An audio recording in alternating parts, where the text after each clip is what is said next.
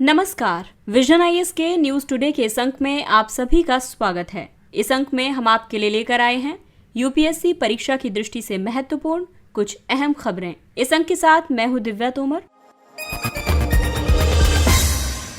आइए सबसे पहले बात करते हैं इस अंक की खास खबरों के बारे में। पिछले वर्ष की तुलना में निवारक निरोध में 23.7% की वृद्धि हुई। भारत और जर्मनी ने प्रथम विकास सहयोग पर नीति BMZ संवाद शुरू किया। पाकिस्तान में बाढ़ से मोहनजोदड़ो को मिला विश्व विरासत स्थल का दर्जा खतरे में पड़ गया है। संयुक्त राष्ट्र के खाद्य और कृषि संगठन ने ब्लू ट्रांसफॉर्मेशन रोड मैप 2022 से 2030 जारी किया। अंतर्राष्ट्रीय अक्षय ऊर्जा एजेंसी और उद्योग जगत ने alliance for industry decarbonisation launch किया। और उच्चतम न्यायालय ने संसद तथा राज्य विधानसभाओं की 33% सीट महिलाओं के लिए आरक्षित करने संबंधी याचिका पर केंद्र से जवाब मांगा। और आइए अब खबरों पर विस्तार से चर्चा करते हैं।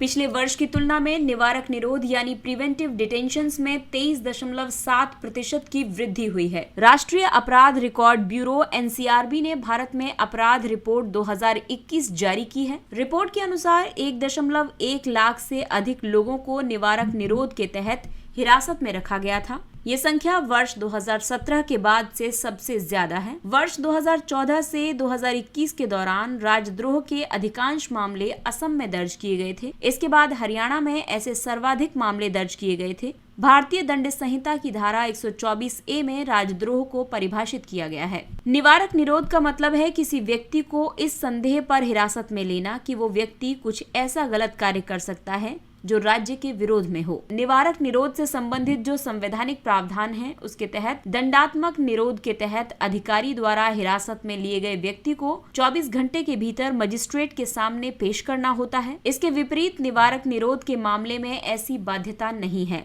संविधान के अनुच्छेद 22 के उपबंध 6 के अनुसार निवारक निरोध के तहत हिरासत में लाए गए व्यक्ति को हिरासत में लिए जाने का कारण बताना अनिवार्य नहीं है यदि इस तरह का खुलासा लोक हित के खिलाफ हो। निवारक निरोध की अवधि केवल एक सलाहकार बोर्ड की सलाह पर ही 3 महीने से अधिक की हो सकती है। इस बोर्ड में ऐसे व्यक्ति शामिल होते हैं जो उच्च न्यायालय के न्यायाधीश हैं या फिर रह चुके हैं या इस पद पर नियुक्त होने के पात्र हैं। IPC के तहत राजद्रोह तब कहा जाता है जब कोई व्यक्ति शब्दों या अन्य तरीकों से भारत में विधि द्वारा स्थापित सरकार के खिलाफ घृणा या अवमानना व्यक्त करता है या ऐसा करने का प्रयास करता है, या फिर वो सरकार के प्रति असंतोष उत्पन्न करता है या ऐसा करने का प्रयास करता है। केदारनाथ बनाम बिहार राज्य 1962 मामले में उच्चतम न्यायालय ने कहा है कि एक नागरिक को ये अधिकार है कि वो सरकार या उसके द्वारा उठाए गए कदमों के बारे में जो सोचता है उसकी आलोचना या टिप्पणी करे। हालांकि ये तभी तक वैध है जब तक कि उसकी आलोचना या टिप्पणी में लोगों को हिंसा के लिए नहीं उकसाएं।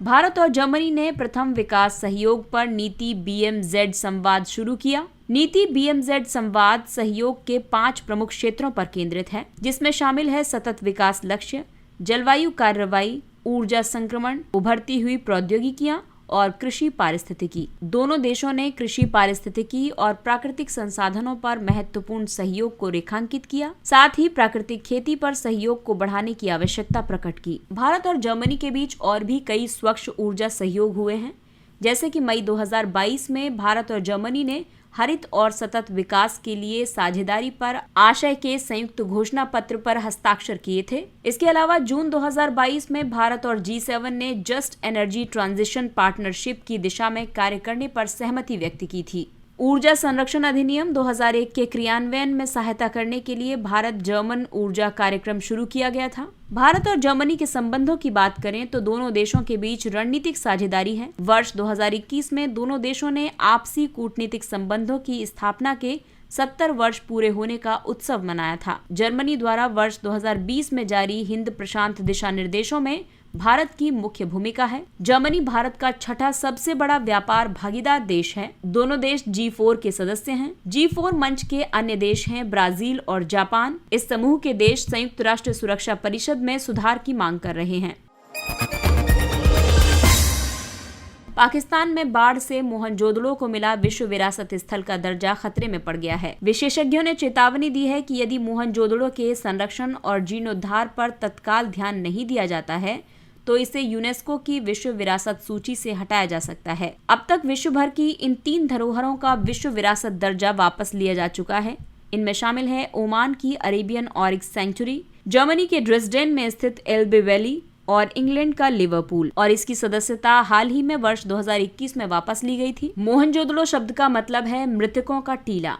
ये प्राचीन सिंधु घाटी सभ्यता के मुख्य शहरी केंद्रों में से एक था। इसकी खोज राखल दास बनर्जी ने की थी। ये पाकिस्तान में सिंध प्रांत के लरकाना जिले में सिंधु नदी के तट पर स्थित है। इस शहर को 2 भागों में बांटा गया था, ऊंचे टीले पर स्थित छोटी लेकिन अत्यधिक प्रभावशाली बस्ती और निचला नगर जो अधिक बड़ा लेकिन कम प्रभावशाली था। इसे प्राचीन सभ्यता के आदर्श नियोजित नगर के रूप में जाना जाता है। मोहनजोदड़ो के घरों में स्नानागार, शौचालय और जल निकासी की समुचित व्यवस्था थी। सड़कों और गलियों को लगभग ग्रिड पैटर्न में बनाया गया था जो एक दूसरे को समकोण पर काटती थी। दुर्गीकृत बस्ती में विशेष सार्वजनिक उद्देश्यों जैसे कि अन्नागार, वृहत स्नानागार के लिए उपयोग की जाने वाली संरचनाओं के प्रमाण मिले हैं। मोहनजोदड़ो से कुछ अन्य महत्वपूर्ण वस्तुएं भी मिली हैं जैसे कि नर्तकी की मूर्ति, पशुपति की मोहर, दाढ़ी वाले पुरुष की मूर्ति आदि। तो आइए अब आपको बताते हैं कि किसी स्थल को विश्व विरासत सूची से कैसे हटाया जाता है। जब कोई स्थल यूनेस्को के प्रोटोकॉल का उल्लंघन करता है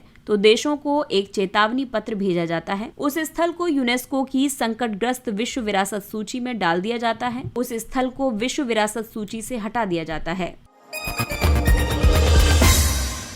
संयुक्त राष्ट्र के खाद्य और कृषि संगठन ने ब्लू ट्रांसफॉर्मेशन रोड मैप 2022 से 2030 जारी किया। इस रोड मैप में जलीय खाद्य प्रणालियों के महत्व को रोजगार, आर्थिक विकास, सामाजिक विकास और पर्यावरणीय सुधार के वाहक के रूप में पहचाना गया है। ये सभी सतत विकास लक्ष्यों से संबंधित हैं। ये रोड मैप मत्स्य पालन समिति के संधारणीय मत्स्य पालन और जलीय कृषि के लिए घोषणा पत्र 2021 के अनुरूप हैं। ब्लू ट्रांसफॉर्मेशन एक लक्षित प्रयास है। इसके तहत एजेंसियां, देश और आश्रित समुदाय जलीय खाद्य प्रणालियों के योगदान को अधिकतम करने के लिए मौजूदा एवं नए ज्ञान, साधनों और पद्धतियों का उपयोग करते हैं।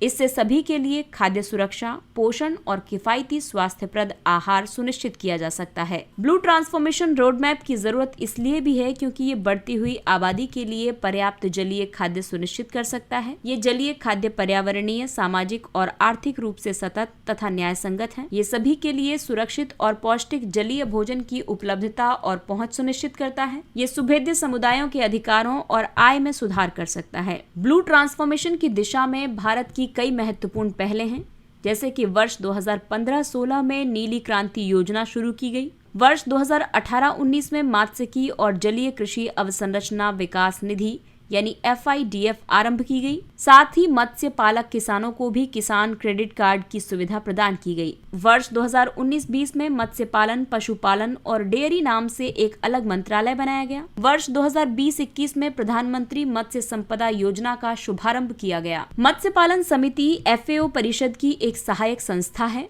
इसकी स्थापना वर्ष 1965 में की गई थी। ये एकमात्र वैश्विक अंतर सरकारी मंच है जहां FAO के सदस्य मत्स्य पालन और जलीय कृषि से संबंधित मुद्दों और चुनौतियों की समीक्षा तथा उन पर विचार करने के लिए बैठक करते हैं। अंतर्राष्ट्रीय अक्षय ऊर्जा एजेंसी और उद्योग जगत ने alliance for industry decarbonisation launch किया। अंतर्राष्ट्रीय अक्षय ऊर्जा एजेंसी, इसके सह संस्थापक साझेदार सीमेंस एनर्जी और टाटा स्टील और जिंदल स्टील वर्क्स सहित 13 कंपनियों ने global alliance for industry decarbonisation launch किया है। इस नए गठबंधन का उद्देश्य शुद्ध शून्य उत्सर्जन महत्वाकांक्षाओं और औद्योगिक मूल्य श्रृंखलाओं के विकार्बनीकरण में तेजी लाना है। ये पेरिस समझौते के जलवायु संबंधी लक्ष्यों की प्राप्ति की दिशा में एक कदम है। ये सार्वजनिक और निजी क्षेत्रों के सभी औद्योगिक हितधारकों के बीच होने वाले संवाद को मजबूत करेगा, साथ ही उनके द्वारा की जाने वाली कार्रवाइयों का समन्वय करेगा। इस गठबंधन का गठन बाली घोषणा पत्र के तहत किया गया है। इसकी पहली बैठक नवंबर 2022 में मिस्र के शर्म अल शेख में COP27 के दौरान आयोजित करने की योजना बनाई गई है। विकार्बनीकरण वास्तव में मानव गतिविधियों की वजह से वायुमंडल में कार्बन डाइऑक्साइड के उत्सर्जन को कम करने की प्रक्रिया है। ये वैश्विक ताप वृद्धि को सीमित करने में बहुत महत्वपूर्ण भूमिका निभाता है। विकार्बनीकरण के कारण वैकल्पिक ईंधन, विद्युतीकरण,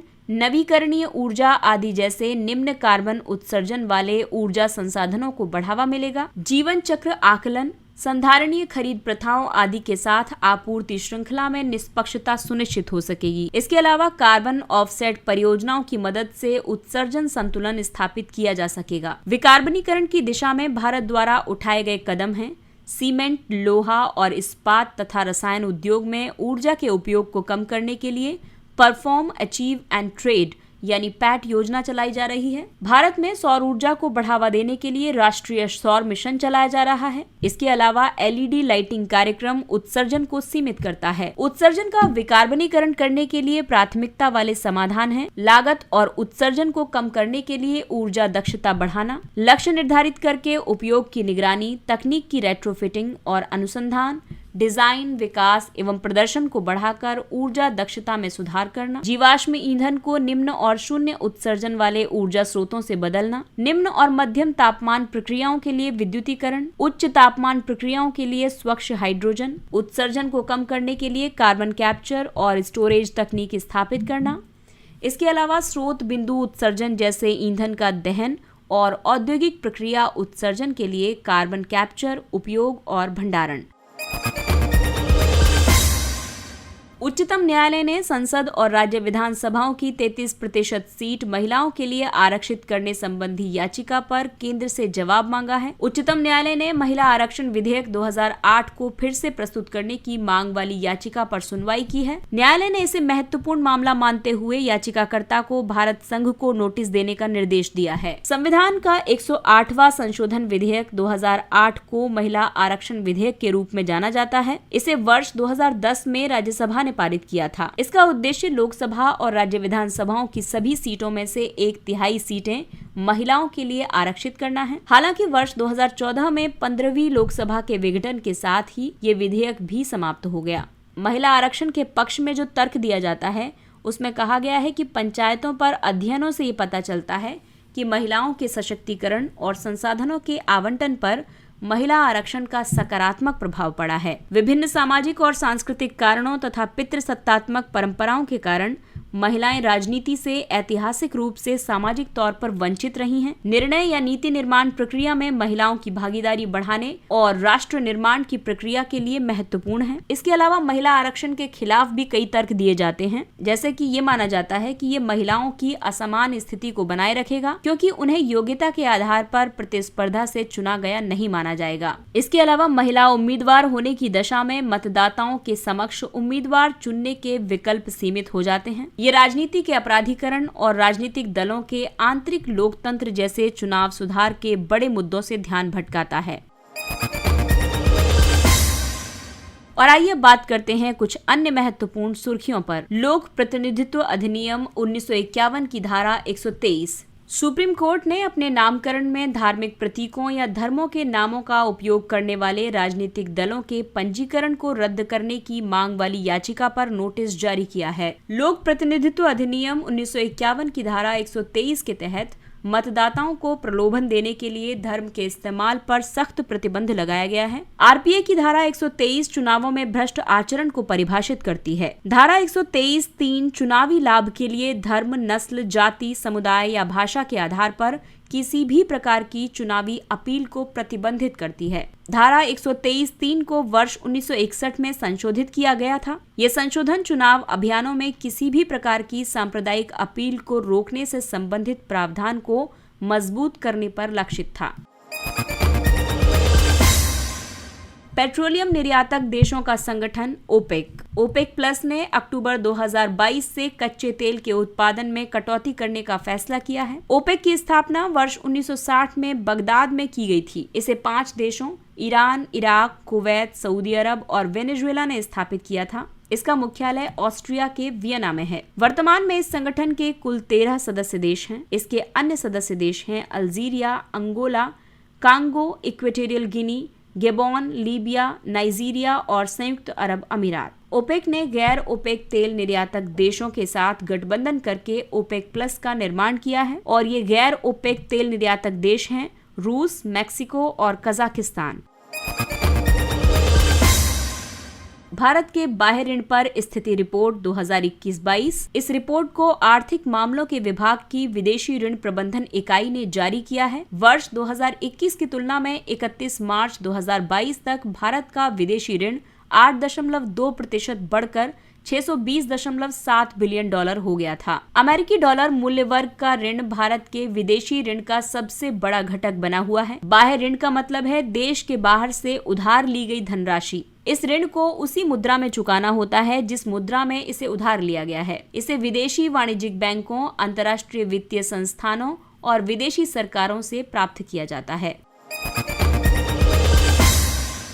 सीड्स लाइट हाउस इनिशिएटिव। इस पहल को वर्ष 2014 में संयुक्त राष्ट्र जलवायु शिखर सम्मेलन में लॉन्च किया गया था। इसका उद्देश्य लघु द्वीपीय विकासशील देशों को जीवाश्म ईंधन पर निर्भरता को समाप्त करके नवीकरणीय ऊर्जा अपनाने के लिए उनके ऊर्जा संक्रमण प्रयासों में समर्थन देना है। ये पहल 38 सीड्स के साथ साथ अन्य हितधारकों को भी एक साथ लाती है। इसका लक्ष्य वर्ष 2030 तक सभी सीड्स में कुल नवीकरणीय ऊर्जा स्थापित क्षमता को 10 गीगावाट करना है। ये एक अंतर सरकारी संगठन अंतर्राष्ट्रीय अक्षय ऊर्जा एजेंसी द्वारा समन्वित है। Einstein ring. नासा के जेम्स वेब स्पेस टेलीस्कोप ने आइंस्टाइन रिंग की एक बेहतरीन फोटो खींची है। JWST को वर्ष 2021 में लॉन्च किया गया था। ये नासा का सबसे बड़ा और सबसे शक्तिशाली अंतरिक्ष टेलीस्कोप है। इसका लक्ष्य ब्रह्मांड के इतिहास को उजागर करने के लिए ब्रह्मांड का अन्वेषण करना है। आइंस्टाइन रिंग की घटना तब होती है जब किसी तारे या आकाशगंगा से प्रकाश पृथ्वी की ओर जाते समय किसी दूसरी आकाशगंगा या किसी विशाल पिंड से होकर गुजरता है। विशाल पिंड का गुरुत्वाकर्षण बल प्रकाश को मोड़कर गुरुत्वाकर्षण लेंसिंग को विकसित करता है। इससे एक रिंग जैसा प्रभाव उत्पन्न होता है। इस प्रभाव के कारण आकाशगंगा का प्रकाश लगभग एक पूर्ण रिंग के रूप में दिखाई देता है। छात्र शिक्षक अनुपात। भारत में पिछले एक दशक में छात्र शिक्षक अनुपात में काफी कमी देखी गई है। प्राथमिक विद्यालयों में PTR वर्ष 2010-11 में 43 था। ये वर्ष 2020-21 में घटकर 26.3 हो गया है। उच्च प्राथमिक विद्यालयों में ये वर्ष 2010-11 में 33 था। ये वर्ष 2020-21 में घटकर 18.9 हो गया है। शिक्षा के अलग अलग स्तरों पर PTR विभिन्न कक्षाओं में नामांकित छात्रों को पढ़ाने के लिए पर्याप्त संख्या में शिक्षकों की उपलब्धता को दर्शाता है। स्कूलों में शिक्षकों की संख्या में वृद्धि शिक्षा के केंद्रित वितरण में योगदान दे रही है। प्रधानमंत्री स्कूल फॉर राइजिंग इंडिया योजना यानी PM श्री योजना। प्रधानमंत्री ने PM श्री योजना के तहत संपूर्ण भारत में 14,500 विद्यालयों के विकास और उन्नयन की घोषणा की है। इन केंद्र प्रायोजित विद्यालयों में शिक्षा प्रदान करने का एक आधुनिक, परिवर्तनकारी और समग्र तरीका होगा। इसमें खोज उन्मुख और ज्ञान प्राप्ति केंद्रित शिक्षण पर बल दिया जाएगा। PM श्री के तहत स्थापित विद्यालय राष्ट्रीय शिक्षा नीति 2020 के सभी घटकों को प्रदर्शित करेंगे और अनुकरणीय विद्यालयों के रूप में कार्य करेंगे। साथ ही ये विद्यालय अपने आसपास के अन्य संस्थानों को भी मार्गदर्शन प्रदान करेंगे। ये विद्यालय लैब, स्मार्ट क्लासरूम, लाइब्रेरी, खेल उपकरण आदि सहित आधुनिक अवसंरचना से सुसज्जित होंगे। इन विद्यालयों को जल संरक्षण और अपशिष्ट पुनर्चक्रण प्रावधान वाले हरित विद्यालयों के रूप में भी विकसित किया जाएगा। नई अनुसंधान फेलोशिप एवं अनुसंधान अनुदान योजनाओं की शुरुआत की गई। विश्वविद्यालय अनुदान आयोग ने नई फेलोशिप योजनाओं की शुरुआत की है। इस कदम का उद्देश्य देश भर के विश्वविद्यालयों में अनुसंधान तंत्र को सक्षम बनाना है। इसमें जिन योजनाओं की शुरुआत की गई है उनमें शामिल है Savitribai Jyotirao Phule fellowship for single girl child, doctor Radhakrishnan UGC post doctoral fellowship, वयोवृद्ध संकाय सदस्य फेलोशिप, सेवाकालीन संकाय सदस्यों के लिए अनुसंधान अनुदान और नए भर्ती संकाय सदस्यों के लिए डॉक्टर DS कोठारी अनुसंधान अनुदान। और आइए अब बात करते हैं सुर्खियों में रहे स्थलों के बारे में। चिली की राजधानी सैंटियागो है। चिली दक्षिण अमेरिका में स्थित है। ये उत्तर में पेरू और बोलीविया, पूर्व में अर्जेंटीना और पश्चिम में प्रशांत महासागर से घिरा हुआ है। चिली की संप्रभुता का विस्तार ईस्टर द्वीप और जुआन फर्नांडिस द्वीप समूह आदि द्वीपों पर भी है। ये पहले स्पेन का उपनिवेश था, अतः यहाँ जो संस्कृति विकसित हुई वो काफी सीमा तक स्पेनिश है। चिली का अधिकतर भूभाग एंडीज पर्वतमाला का विस्तार है। यहाँ अटाकामा मरुस्थल तथा सबसे प्रसिद्ध लवण बेसिन अटाकामा साल्ट फ्लैट भी स्थित है। चिली की सबसे लंबी नदियां हैं लाओ, बायो और माइपो। चिली में तांबा, लोहा और नाइट्रेट भरपूर मात्रा में मौजूद हैं। और आइए बात करते हैं सुर्खियों में रहे व्यक्तित्व के बारे में। वल्ली नायगम ओलगनाथन चिदम्बरम पिल्लई ये तमिलनाडु के एक स्वतंत्रता सेनानी थे। इन्हें लोकप्रिय रूप से कप्पलोट्टिय तमिलन यानी कि द तमिल हेल्समैन के नाम से भी जाना जाता है। इनके राजनीतिक गुरु बाल गंगाधर तिलक थे। वर्ष 1906 में उन्होंने हिंद सीलोन जल क्षेत्र में ब्रिटिश पोत परिवहन के एकाधिकार को समाप्त करने के लिए स्वदेशी स्टीम नेविगेशन कंपनी की शुरुआत की थी। 13 मार्च 1908 को तिरुनेलवेली के लोगों ने तूतीकोरिन में ब्रिटिश स्वामित्व वाली कोरल मिल्स में हड़ताल का नेतृत्व करने के कारण उन्हें कारावास में डाल दिए जाने के खिलाफ विद्रोह किया था। वर्तमान में इस दिन को तिरुनेलवेली विद्रोह दिवस के रूप में मनाया जाता है। चिदम्बरम पिल्लई ने तिरुक्कुरल पर टीका लिखी, प्राचीन तमिल व्याकरण कृतियों जैसे तुलक्कापियम को संकलित किया और बाल गंगाधर पर एक जीवनी लिखी थी।